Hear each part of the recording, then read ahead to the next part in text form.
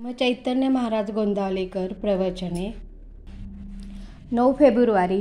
नित्यनेम करणे म्हणजे काय? नित्यनेम करणे म्हणजे सर्व काळ नित्यात राहणे. आपण मुळात स्वतःच नित्य असून अनित्यात राहिलो आहोत. नित्य जो परमात्मा त्याला विसरून विषय जे अनित्य त्यात पडल्यामुळे आपल्याला त्याची आठवण होत नाही. त्याची ज्यामुळे आठवण होईल असे जे करणे त्याला नित्यनेम म्हणतात. आपण नेहमीच नित्यनेमात असावे, पण तसे होत नाही. म्हणून दिवसातून थोडा वेळ तरी त्याची आठवण होण्याकरता काही वाचन आणि वाचलेल्याचे मनन करावे, म्हणजे त्याची सवय होते. जो अखंड नामस्मरण करतो तो नेहमीच नित्यनेमात असतो. नित्यनेम खरा कोणी केला असेल तर तो ब्रह्मानंद बुवांनीच. आपल्याला सदा नामात कसे राहता येईल याचा आपण विचार करावा. याकरिता गुरु आज्ञा प्रमाण मानणे हेच खरे साधन आहे. गुरु सांगेल तोच नित्यनियम होय.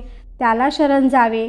रोज थोडेसे वाचन, त्यानंतर मनन, मननानंतर त्याप्रमाणे आचरण आणि शेवटी गुरुस अनन्य शरण हाच साधकाचा साधनक्रम आहे आणि हाच त्याचा नित्यनेम होय. आपले आयुष्य जसे जसे वाढत जाईल तशी तशी साधकाची भगवंताला भेटण्याची उत्सुकता वाढत गेली पाहिजे. केवळ नेम आहे म्हणून उगीच करू नये. साधकाने कोणतीही गोष्ट मनापासून करायला शिकावे. साशंक वृत्तीने परमार्थात बिघडते हे ध्यानात ठेवावे. श्रद्धा हे परमार्थाचे मुख्य भांडवल होय. समाधान हे सर्वस्व आहे अशी श्रद्धा ठेवावी. ज्याप्रमाणे थर्मामीटरने आपला ताप आपल्याला पाहता येतो त्याप्रमाणे साधन करताना आपल्याला समाधान किती झाले हे पाहिले पाहिजे. साधकाने जगातले दोष पाहू नयेत, कारण त्या दोषाचे बीज आपल्यामध्ये असते. लोकेशना, मान फार घातक आहेत. मोठे मोठे साधकसुद्धा त्याच्या पायी अधोगतीला जातात.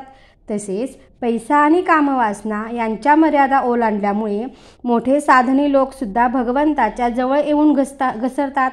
जगातले हे सर्व पाश आपल्याला बंधनात पाडतात. भगवंताचा पाश हाच खरा पाश. तोच आपल्याला सर्व बंधनापासून मुक्त करून शाश्वत समाधानाचा लाभ मिळवून देतो. जगाच्या मानापमानाला कधी भुलू नये. पैसा आणि कामवासना यांच्यापेक्षाही मान हा देहबुद्धीला जास्त चिकटून आहे. तिथे अगदी सावध असावे. जिथे आपल्याला मान मिळण्याचा संभव आहे तिथे जायचे टाळावे. टाळणे शक्य नसेल तर हे भगवंताचे देणे आहे असे मनापासून समजावे. जो खरा मोठा असतो तो कधी मानाची इच्छा धरीत नाही आणि मान त्याच्याकडे आला तर त्याची क्षिती बाळगत नाही.